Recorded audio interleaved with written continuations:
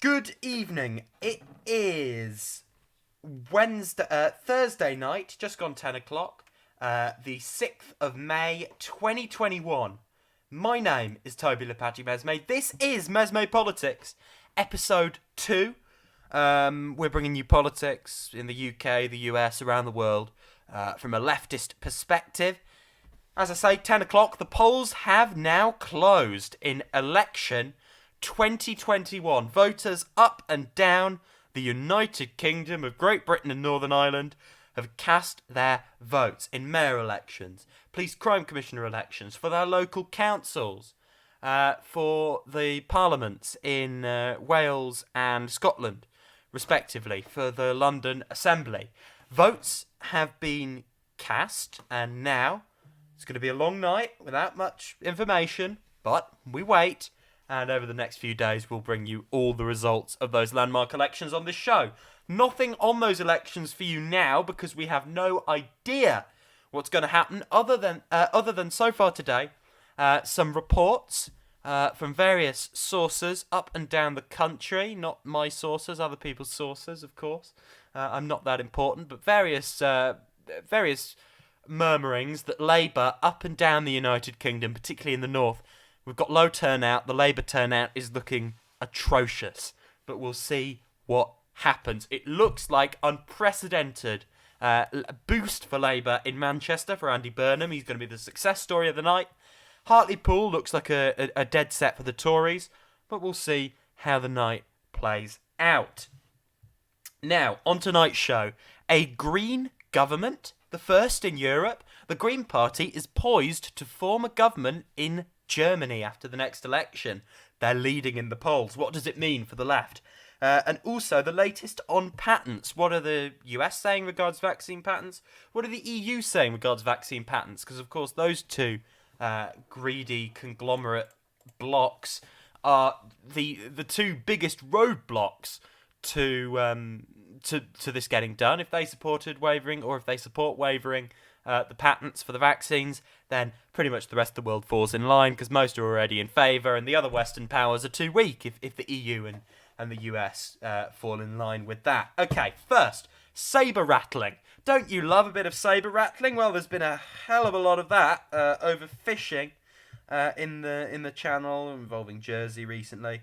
So I'm going to read you this report from NBC.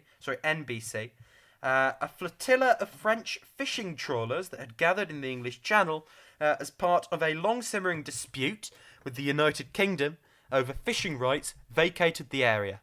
British Prime Minister Boris Johnson said this evening, bringing an apparent end to the naval standoff between the two countries.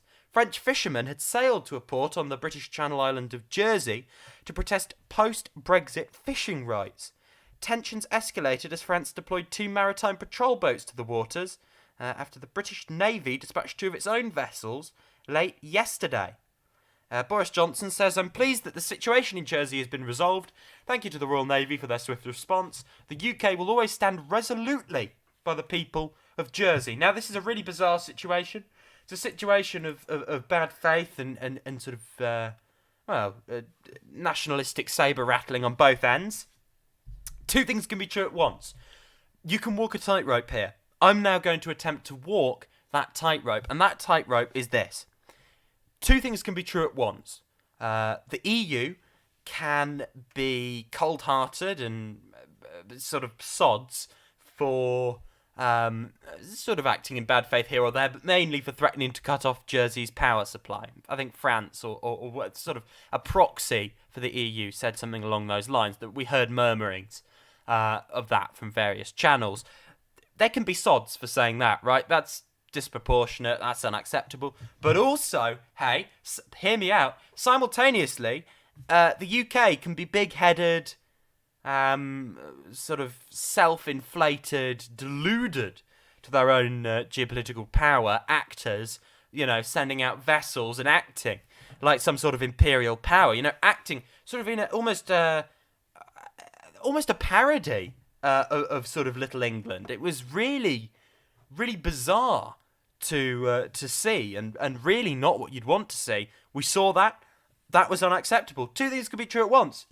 they both need to knock their heads together and sort this out, because neither are acting in anyone's best interests by a long mile. Over to vaccine patents. This is really interesting. So obviously we heard really good news on this yesterday regarding the US. So in a historic move, the US government has announced it supports waiving patent protections for COVID-19 vaccines, a measure aimed at boosting supplies so that people around the world can get the shots. The extraordinary circumstances of the COVID-19 pandemic call for extraordinary measures, said US Trade Representative Catherine Tai in a statement. Now, as I say, that's huge. I never thought, I said this yesterday, I never thought the Biden administration would countenance something like this. They actually did. That's huge. That is really to be commended. And alongside that, other powers are going to fall in line.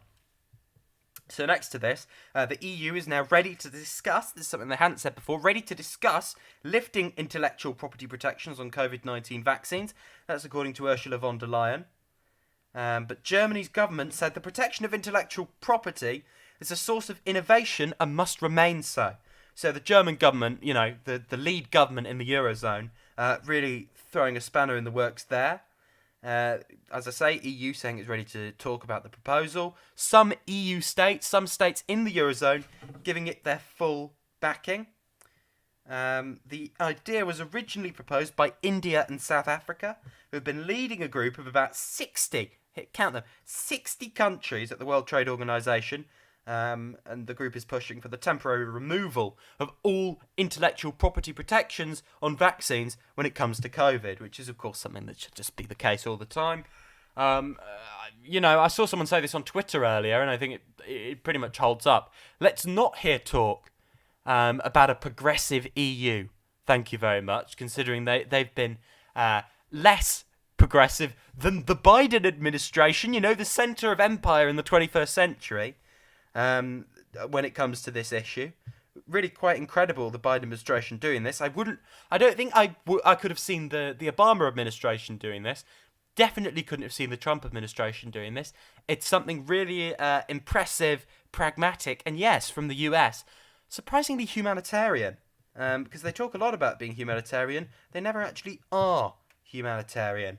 And finally today, polling average in Germany has the Greens, we're heading towards elections slowly but surely, has the Greens on 25%, to their nearest rival at 23%, which means the Greens would have very narrowly the most seats and would be the leading party in a government if this was, replicated in terms of the swing in a German election. This is huge. It means the party of the centre-left, the party of the centre-right in Germany have both sort of been, punched on the nose. This might not hold up. If it does hold up, it is huge. What does it mean for the world? Well, symbolically, a Green Party forming a government, it shows under PR, under proportional representation, it is possible. It means such a thing could plausibly happen in Britain under a different voting system. Really interesting. And also, there are limits here because the Green Party have, wedded themselves more to sort of the status quo in Germany, as Green parties tend to do. There are a lot of questions about how serious they are about actually any sort of progressive agenda. We will see. I'm not versed on their policy platform. I'm also not versed on their track record. But I know a lot of figures on the left who are more in tune and know more about the German left are very sceptical of the Greens. However, they are to form a government, that's a big deal. It's also quite concerning considering the US is actually looking at this party quite favourably because they are very hawkish on things like Russia, which is, again, very worrying. So, really fascinating. Particularly, we're going to see, very likely, a government of the centre-left in Germany. Angela Merkel's gone. They never beat her. Her hegemony is over.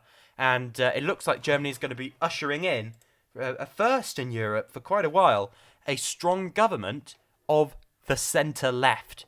A centre-left government in Germany, mirroring the shift of the centre-left we're currently seeing in the United States, while Britain, France, sort of tumble down a road of reactionary politics, and the centre-left in Spain are looking increasingly weak in face of a rising far right and a weakened radical left. Anyway, that is it from me today. It's 10 minutes past 10. You are listening to MesmePolitics, episode 2. I'm Toby Lopati Mesme, bringing you all the latest on Thursday evening, the 6th of May, 2021. I'll be back, same time, same place, 10 o'clock tomorrow, with all the latest for you. Remember, providing an alternative to the standard bilge that you'd hear on the 10 o'clock news. Thank you very much.